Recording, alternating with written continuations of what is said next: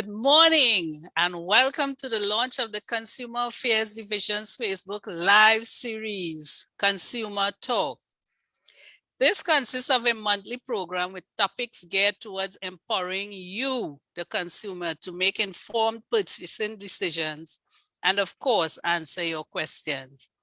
I am Cheryl Woodruff Roberts, your moderator for today, and I encourage you to please share this live stream, tag a friend or friends, and help us spread the message of the Consumer Affairs Division. We also have on the agenda a consumer quiz segment, and based on the topics shared at this session, please stay tuned. We have lots in store for you. If you have any questions on the presentation, we encourage you to place them in the live feed at any time during the sessions, and we'll address them at the end of the segment. So please welcome our first speaker, who will share with us today about the Consumer Affairs Division, the Acting Director of Consumer Guidance and Protection, Mrs. Claudette Jordan-John.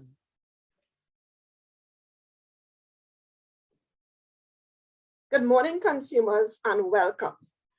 I am excited to be part of the launch of the Consumer Affairs Division's Facebook Live series branded Consumer Talk. This new initiative is another avenue which we are using to engage, educate, and empower consumers. So who is the Consumer Affairs Division? I'll give a little history. The consumer movement started during the 1970s, and the government of Trinidad and Tobago followed by forming a Consumer Guidance Council. And over the years, the CAD has been attached to various ministries. For a brief period of time, we were a ministry on our own. So the Consumer Affairs Division was established in 1977 to support the work of the consumer guidance. At present, the CAD is the Consumer Protection and Advocacy arm of the Ministry of Trade and Industry. And we have the responsibility to safeguard the economic interests of consumers. The CAD is comprised of two units, the Consumer Protection and Safety Unit and the Research Unit. To fulfill its mandate, the CAD does so through three main functions. One, consumer protection and research, where we protect your rights and where necessary, obtain redress for you by investigating your complaints. We also offer advice on the application of consumer laws. Two, consumer education and empowerment. This is where we educate consumers and empower them on their rights as well as their responsibilities and on any other consumer-related issue that may arise. We provide information. We provide this information through consumer education lectures and through participating in outreach sessions, as well as virtual lecture sessions. Three, consumer research on, as I said, consumer-related issues. Data is gathered through our monthly and quarterly price surveys with the aim of assisting consumers to make better purchasing choices, as well as, or not as well as, eventually to change consumption patterns, which would be redound to the benefit of the country. So now that you know a little about the CAD and what we do, I hope you will be more encouraged to join the conversation and share the information with your family and friends. The division is here to serve you, the consumers. We look forward to talking with you and sharing more today. Thank you. Okay, viewers, this brings us to the focus of today's show. I now invite Mrs. Camille McIntyre, Acting Senior Consumer Advocate in the Consumer Affairs and Guidance and Protection Unit, who will discuss the rights and responsibilities of the consumer. Mrs. McIntyre. Good morning, consumers, and welcome to Consumer Talk. So this morning, we're going to talk to you about our consumer rights and responsibilities. So when we talk about consumer rights, what do we talk about? Right? The consumer rights refer to the body of law that pertains to things the producers of goods must do to protect consumers from harm. Now, there are 8 consumer rights. However, today I'm just going to talk to you about 4 of those rights, and we're going to talk a bit about consumer responsibilities.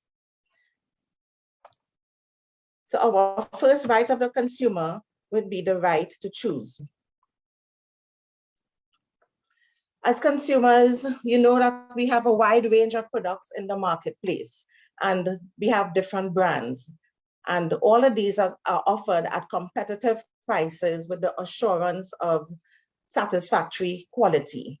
So as consumers, you know, it is good for us to plan our purchases, to shop around in order to get the best value for our hard-earned dollars. So as a consumer, we have the right to choose. As a consumer, we also have the right to change our minds and decide not to buy at times. So sometimes we may find ourselves probably in an establishment, and we probably may want to purchase a piece of clothing. However, in that establishment, you realize, but there are no changing rooms. So how, me as a consumer, knowing that it's my responsibility to make sure I have the right size and fit, how am I going to be sure that the item I purchase would fit me or would be my size? So if the store does not provide you with somewhere that you could try on your item, you as the consumer also have the right to say, no, I'm not going to purchase at this particular establishment. Another right of the consumer is the right to safety. Now, the right to safety simply means that the products that we purchase should not be hazardous to us, the consumers, right? You know, we purchase goods to satisfy our needs and wants. So when these goods are purchased, we set out how it must be of merchantable quality. And what do I mean by merchantable quality? It means that the product that you purchase must perform the function for which it was created. So for example, if I purchase a blender, I expect it to blend. So when I put my callaloo in, I expect it to blend. Or if I touch the body, or if I touch the handle of my refrigerator, I do not expect to get shock, right? Or the cord of a fan should not catch fire. So all these, the manufacturing process should be such a way that the consumer could use the product safely. Even with toys, we should also ensure that our toys do not contain toxic substances. As a consumer, we also have the right to complain. Now, consumers have the right to complain or to be heard about faulty merchandise. So if the item is on sale and it is faulty, it is not working, you still have that right to be heard. Sale items does not exclude you from the right to complain, as a sale item is an item that is just a reduction in price and not quality of the item. So therefore, as consumers, we need to report our dissatisfaction to the supplier. We need to make a note of the date of our oral complaint and follow up this oral complaint with a complaint in writing. And usually the complaint that you put in writing would, if you do not get redress, you can use that same letter of complaint when you come to the Consumer Affairs Division to make your complaint. As a consumer, we also have the right to redress. Now, the right to redress, I like to say redress is setting things right, right? The right to set things right. So this is the removal of the causes of the grievance. The procedure should be fair, it should be inexpensive, It should be fast because we want redress right away. And the remedies should be effective and to the consumer's satisfaction. Redress can come in many forms. You can get a refund, you can get an exchange, a repair, or a credit note. So how do you obtain this redress? You need to know if your complaint is legitimate. Now, we talk about your complaint being legitimate if the item is defective or if the item is not functioning as it should function. Your complaint is not legitimate if you do not like the item after you have made the purchase. So for example, you may have purchased this lovely dress to attend a wedding and you love the color blue, you found it looked good in the store. But when you went home, everybody in your family telling you, blue is not your color, why didn't you choose the red dress?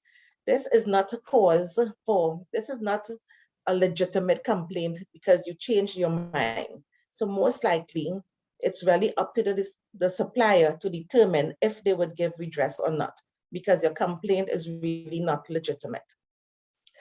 Your complaint is not legitimate if you tampered with the item, causing it to malfunction. And I use this to appeal to men especially, who have a knack to want to fix or repair the item. Something go wrong, even like a clock, you might want to say, well, we can fix that, but do not interfere with the item. If you tamper with the item, you would void your warranty. Your complaint is not legitimate if you use an item for a purpose which is not intended for. So what do I mean by this? Sometimes there are items that are for domestic use and for commercial use. For example, you may live in a house and you have a parlor downstairs, and your refrigerator that you have for domestic use upstairs, you use it to replace your refrigerator downstairs in the parlor. Probably the fridge in the parlor was no longer working and you decided to move one item, the fridge upstairs to downstairs in your parlor. That fridge is not being used for its purpose, right? So there are items that are created for domestic use and for commercial use. So you need to use an item fit for purpose for which it was intended. If there is a problem, follow these guidelines.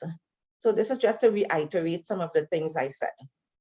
Stop using the item right away. Avoid trying to fix the problem, like what I just explained. Notify the supplier at once. Now, when you're going to notify the supplier, we ask that you do not go and curse the supplier because you're angry or whatever. We ask that you go in a respectful way, that you talk to the supplier, that you take note of what the problem is, that you could articulate to the supplier what is the issue that you are having. And as you go to the supplier, you can return the item if it's a small item. If it's a large item and you need transport, you'll either have to carry the item at a later date, or the supplier may pick it up, depending. But in returning the item, it is important that you take your receipt with you.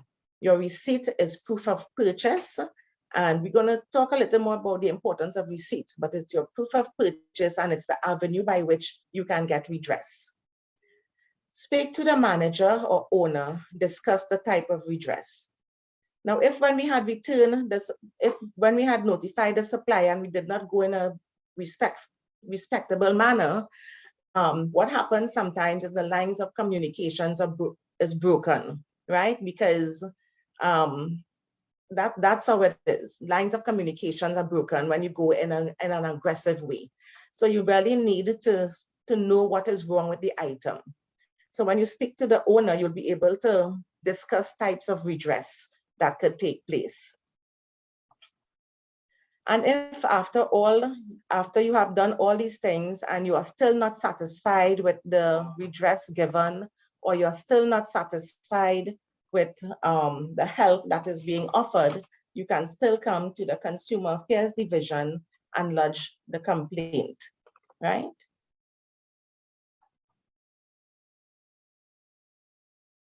Responsibilities of a consumer. The consumer has numerous responsibilities, but we're just going to touch on a few this morning. What are consumer responsibilities? When we talk about consumer responsibilities, we talk about consumers taking personal responsibility for the environmental cost and consequences of your consumption patterns and lifestyles. So the responsibilities I said of the consumer are numerous, but we will touch on a few. So the first one, shop carefully and wisely. Consumers should know what to buy. We can make a shopping list and stick to it. This would help us with impulse buying, and it would help us to stick on a budget in these hard times. We need to know when and where to buy. Sometimes networking may help with this. You may purchase items that are in season, and they may have particular sales going on, right? So we look out for discounts, or by purchasing from businesses, places that have reputable after-sales service. So this is something we don't always think about, the after-sales service as a consumer, because sometimes it's not always necessary to buy the cheaper of the product. Sometimes you may see the same product with that is a little more pricey, but there's good after-sales service with the product. And sometimes these are things that we can take into consideration. In shopping carefully and wisely as consumers, one of the main things I suggest we do is compare prices. You know, we live in Trinidad and Tobago and how things are. You could go to one store A, and see a particular item, and store B, which is right next door, have the exact item for a lesser price. So if you shop around, you would avoid the remorse you would get if you had purchased a higher price and then you see the same item in another store at a lower price. So we ask that you compare prices before you make an informed decision to purchase. Right, so you can have a list of the stores you visited. You could put the price on each item in the store, or you could look at your newspaper and look for advertisements where sales are. So these are some things that we can do as a consumer to shop carefully and wisely. This way we can get the best bang for our buck. And another responsibility is understanding the terms and conditions of the sale. Now, when I say terms and conditions of the sales, it's also important to obtain your warranty in print and writing. What is a warranty? Let me just back up and say what a warranty is, right? The warranty means that the supplier of the product is taking responsibility for any defects and or repairs to the item, right? They are taking responsibility to repair your item if it's defective, or to fix or to give you redress over a specific period of time.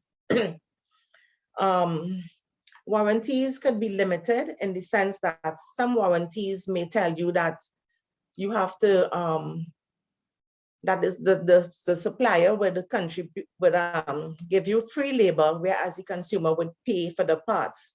Or vice versa, the consumer may pay for the parts and the supplier give you free labor.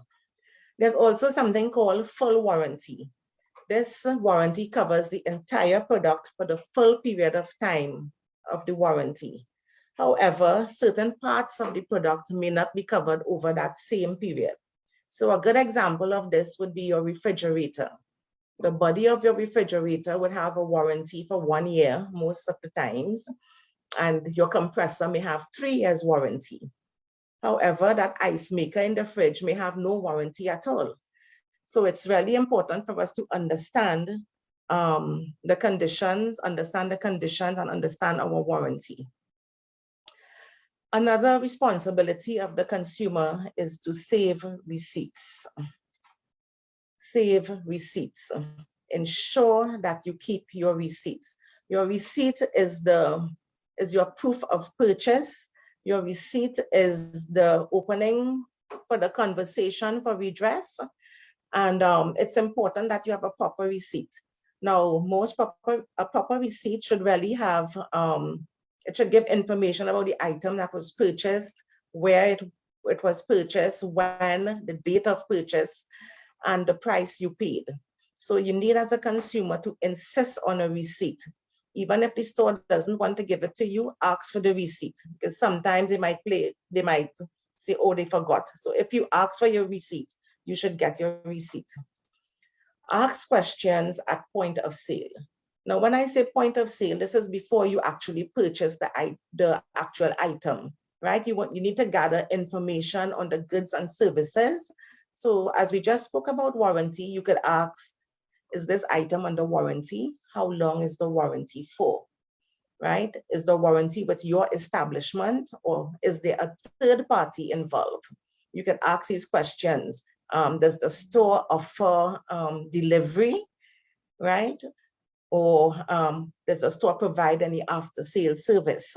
So all these are questions that we can have in the back of our mind when we are purchasing items. And we need to make sure we have as much information as possible before we make that purchase. Keep informed about new and different options in the marketplace. Consumers are the ones who are aware of the changes in the market sometimes before anybody else, obviously.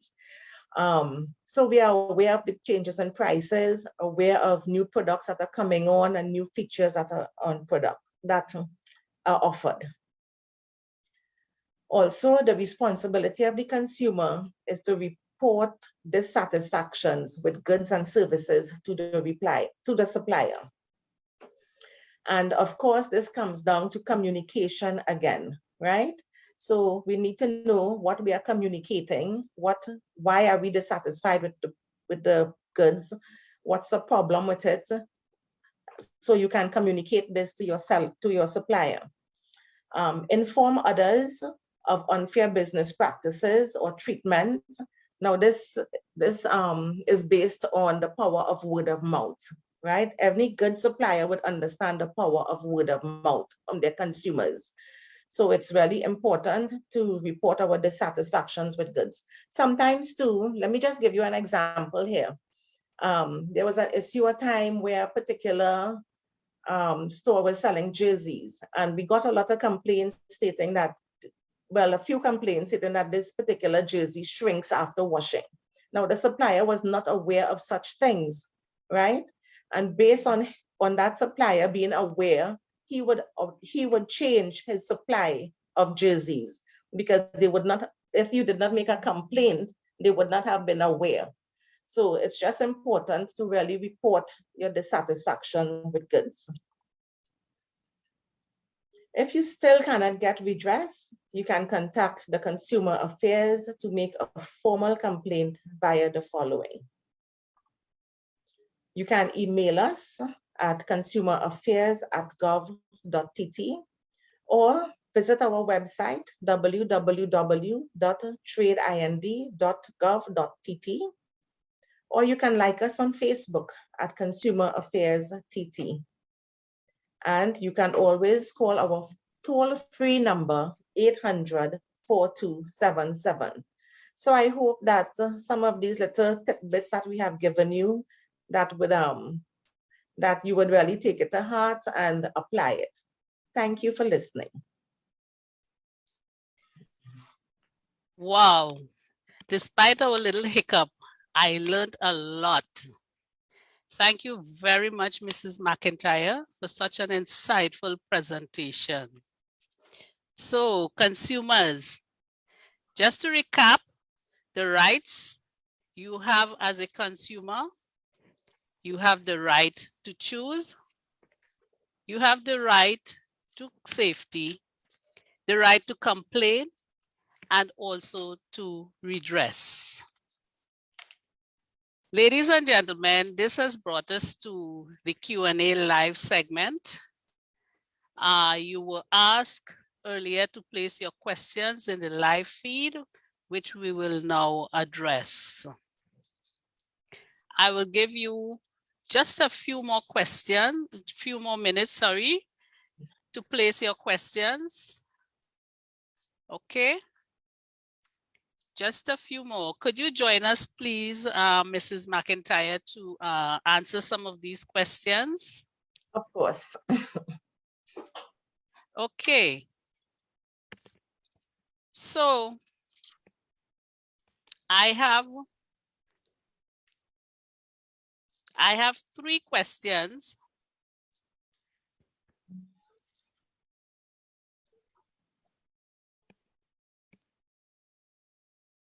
I have 3 questions.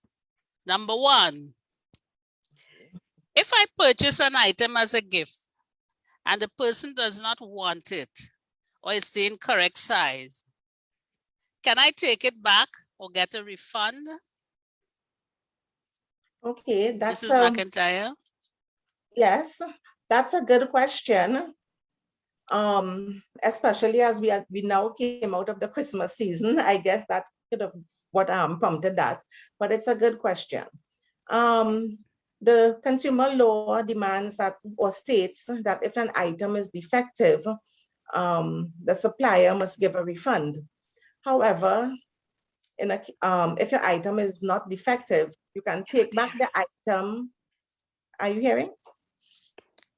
Could you speak a little louder, please? Okay, I'm sorry. Are you hearing me better? Hello? Yes? You're Yes. hearing me? Go ahead, please. Yes, yes. I'm saying that how the law states that if an item is defective, the supplier has the obligation to give a refund. However, if the item is not defective and you want to carry it back, you can do so. You can carry back the item to the supplier on the chance that they can still give you redress based on the practice of goodwill towards its customers. But however, I want to reiterate that it is the consumer's responsibility to determine proper fit and size of garments, as I gave in my illustration earlier, and that the supplier is not under obligation to refund. But if you're purchasing a gift or a gift for someone, it is important to ask the store about its return policy before purchasing. So on inquiring, you will know exactly what the store policy is about. So on inquiring, they may indicate, well, you could return the item after 5 or 7 days, or they might tell you to make sure that the tag is not removed from the item, or they may even say that you need to have the item in its proper packaging. So you as a consumer, knowing these conditions, when you deliver your gift to the recipient, you would inform them, I'm not too sure if this might fit you, so just don't take off the tag. Or you might tell the person who you're giving the gift to, just don't tear up the packaging, make sure the package is in good order, because I bought this 5 minutes before the store closed and I wasn't able to test it, things like that. So you need to, and even some stores might even indicate that they provide a restocking fee. Now, we have no control of the percentage a store may charge, but these are things to know before purchasing an item for a gift. Mm-hmm. Okay. Thank you very much. We have several questions. Another one, can I use my credit card or bank statement if I cannot find my receipt to exchange an item? Yeah, that's we have had many calls concerning that on previous occasions. Your credit card or bank statement is not a legitimate proof of purchase, as it does not identify the product that was purchased. So that's why it is so important to keep your receipt or your bill, because your receipt should describe the product, when it was by, where it was by, the date of purchase, and the price paid. So it's very important for consumers to save their receipts, because it's much more detailed than just your credit card statement. Okay, another question. How has the role of the division, the consumer division, changed during this pandemic, especially with more stores using social media to sell goods? Okay. Well, with the consumer affairs, we do not see consumers face to face, right? For obvious reasons. But we have numerous complaints that come through our email, our Facebook, and different mediums like that. When you're purchasing items on social media, it is important that you know that the person you're purchasing from is a reputable store. You need to ensure that that store has a physical address as well, because it will be very difficult for us to contact a supplier who does not have a physical address and just only a phone number, because sometimes when you call them, they could block your call as well. And sometimes you really do not know who you are dealing business with. When you're purchasing these things as well, you have to collect your item. So when you're collecting your item, make sure it's somewhere that you could open your item and check your item, right? And to make sure that it's not damaged, or even if it's clothing, you could probably be in an area where you have a bathroom, access to a bathroom that you could go. So just do not take the package and walk away. A lot of people complain that they meet somebody in a car park and they exchange money and they get the product. And when they reach home, it's a different product, right? And after that, it's real difficult to get onto the supplier. So we really have to make sure that this business that you're dealing with is a reputable business. They have a contact number, you have a physical address for them. Okay, Camille. The questions are coming. Yeah. Can a store choose to not refund or return a product due to buyer's remorse, or are they only required to redress an actual defective product? Okay. Buyer's remorse is not a legitimate form of complaint that I spoke about earlier. However, our suppliers that we have in Trinidad are very consumer oriented, I must say, and sometimes they would give redress because they understand the power of a loyal customer. So they would use goodwill and they would change it. So it all depends on the type of product as well, especially during this time of the pandemic. A lot of them would not take back clothing for obvious reasons. We are in a pandemic. So it all depends on the product and it depends on the store itself. Mm-hmm. But for remorse, the store is not under legal obligation to give them anything.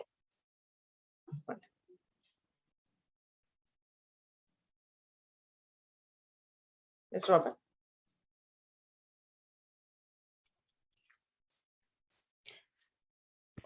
Okay, Camille. We will call on the Director of Consumer Affairs Division to answer this question. Camille, we'll give you a little break. Thank you very, very much. Okay. So, Mrs. John, how much time should a supplier repair my refrigerator before they give me a refund or exchange? Is it repair? Another pertinent question. At present, there isn't anything in law that specifies the number of times an item should be repaired. But what is said, it should be a reasonable amount of time. And also it depends on if it is the same problem that is reoccurring. If it is a different problem, well then it might, a reasonable time might be 2 or 3. But if it is the same problem, I believe that maybe after 3 times, they should consider giving a refund. But it's dependent on what is going on with the item. So the supplier and the consumer has to really work together with trying to find out exactly what is the issue. Excellent. Another question.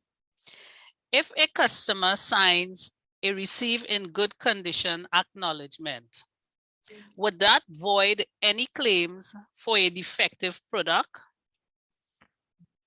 Well, at the time the consumer would have signed, perhaps the item was in good condition. So we will take it to mean that the consumer thoroughly inspected the item before signing received in good condition. That is some of the advice that we advise consumers to ensure that when they purchase an item, they thoroughly check it for defects. However, if after they have signed that and something, well, now it depends on what the defect is, but if something comes up, then the supplier is obligated to offer some type of redress or to remedy the situation. But as I said, it depends on what it is. Okay. Excellent. Excellent. We have one more question. What is being done to encourage customers to make reports to Consumer Affairs Division? I know some customers would prefer to leave matters alone instead of going through process for redress. That is a question that we are asked at times. Yes. All right. But Mrs. McIntyre alluded to it earlier on in her presentation when she suggested that it is good for consumers to complain. So that's because some suppliers may not be aware of what is taking place. All right. So what we are doing at the Consumer Affairs, we are trying to reach out to consumers using different methods.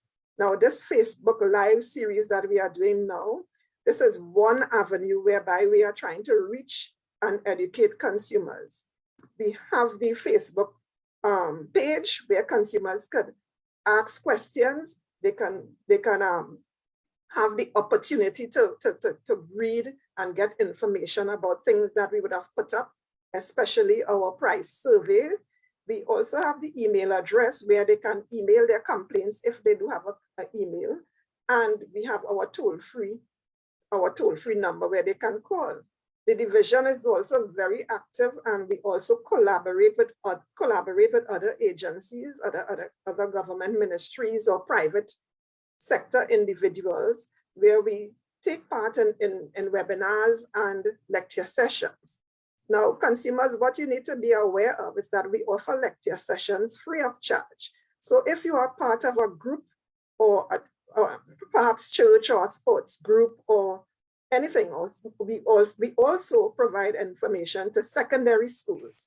So those are some of the opportunities we use to reach and empower consumers. Okay. So I think we have one more question. One more question. When they advertise, I think they're talking about the supplier. When they advertise a sale, but they actually increase the price on the item so that the sale price reflects the prior price, or in some instances, higher. Is that legal?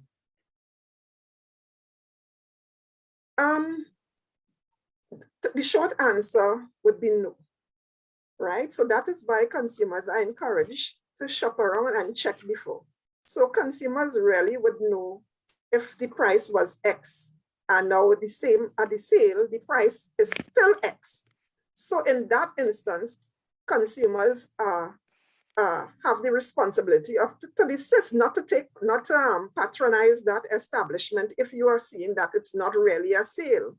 You can bring that to our attention and we can have some discussion with the supplier. But you as the consumer, you have the power to purchase or not to purchase. So if something is not making economical sense to you, we suggest that you use your power and desist from doing transactions with that business. Very good, very good. Excellent. I think people are,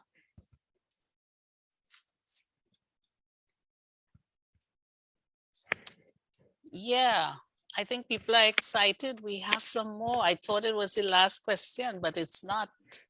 We have one more question, Claudette, Mrs. John. And if a consumer isn't satisfied the way the consumer division has dealt with their issue, what can they do next? Well, of course, they have some sort of procedure they can follow. So if it is they were not satisfied with how the advocate investigating the complaint, they can go higher. So they can either speak to the advocate's supervisor, or they can contact me and I will, review the matter with a view to come to some kind of redress if the redress can be gotten, or to give an explanation as to why. But most certainly we would like to know why it is the person was dissatisfied and how best we can remedy that situation. Okay, so I believe we have come to the end of this Q&A segment. And we are in the final part of today's program. This is the consumer quiz segment. And here you can win some useful prizes. So this is how this section would go. I will read the question, and the first two persons to type in the correct answer in the live feed will be declared the winner. So let's go. What are two rights of a consumer? I repeat, what are two rights of a consumer? Live audience, the countdown is on. 5, 4, 3, 2, 1. Do we have an answer?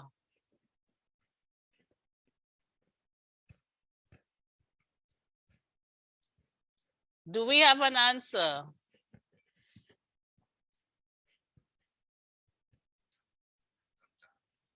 Okay. We have Elizabeth Gonzalez. Her response. Okay. Elizabeth Gonzalez answer, the right to redress and the right to safety. Hey. And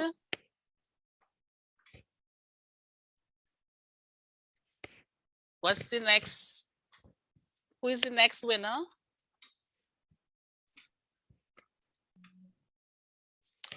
Oh, Miss Anna Alexander. She has the right to choose and the right to refund. Okay, Miss Anna Alexander, the right to choose and the right to refund. And Miss Elizabeth Gonzalez, the right to safety and the right to redress. We have two winners. Winners, could you please inbox us now with a contact number so that we can arrange your prize collection? Thank you very much.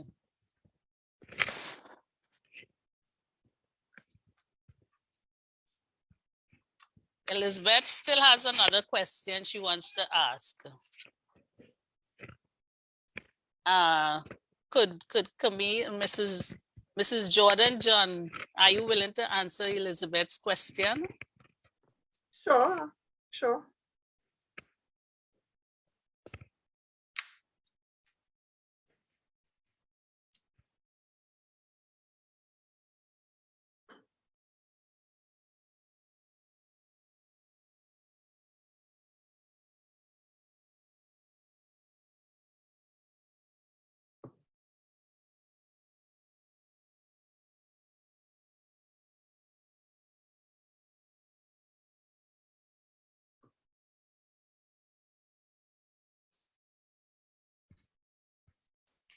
Okay, okay.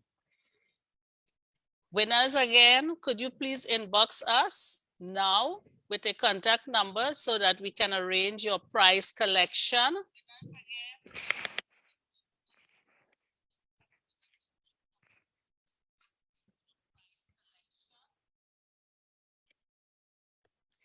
And Miss Elizabeth, how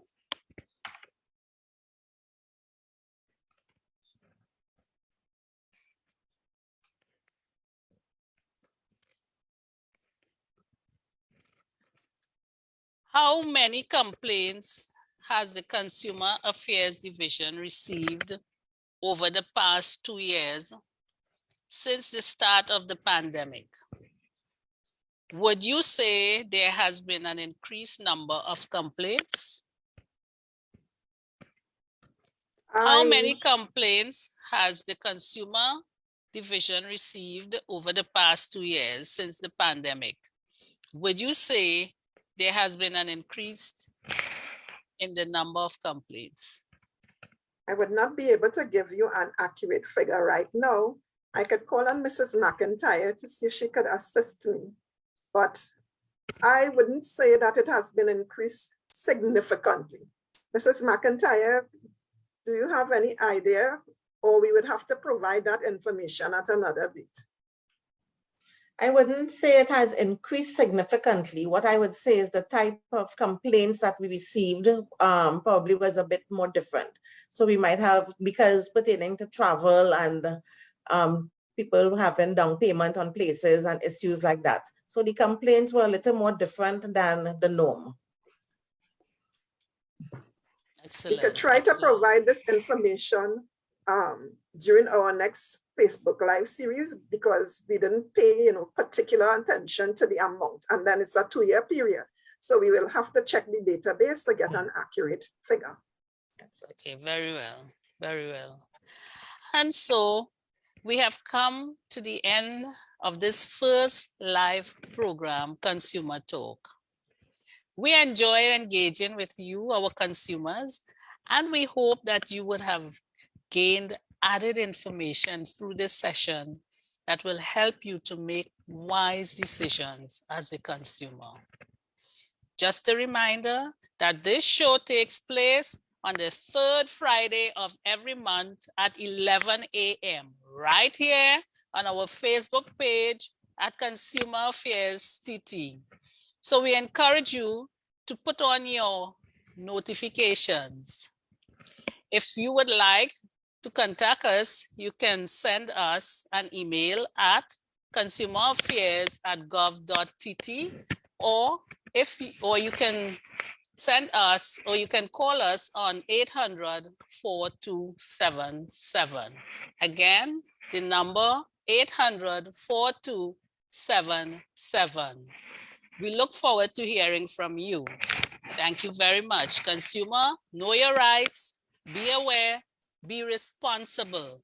Thank you very much for joining us today, and look forward to the next session, which will be on Friday, the 18th of February. Bye now. Bye, everyone.